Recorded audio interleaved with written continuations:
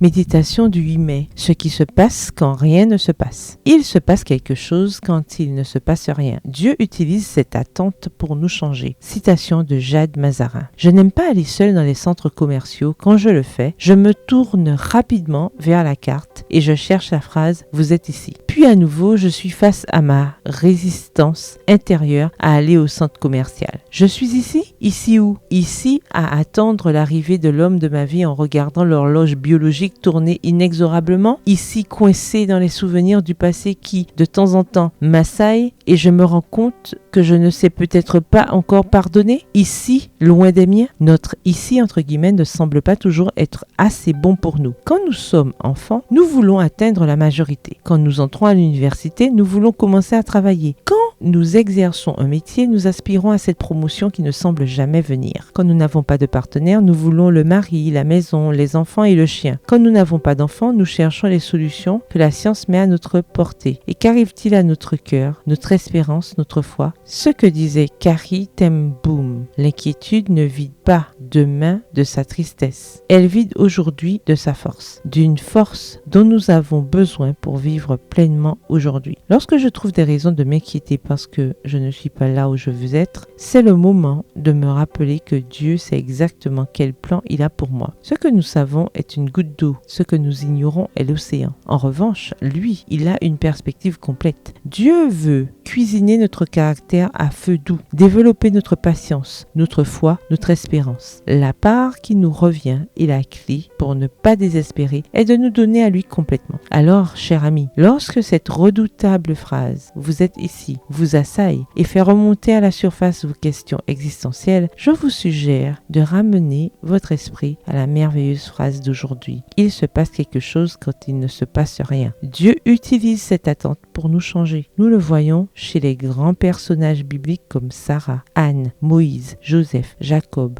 ou tout le peuple d'Israël. Vous le verrez en vous aussi. Déposez toutes vos anxiétés sur Dieu, car il prend soin de vous comme personne.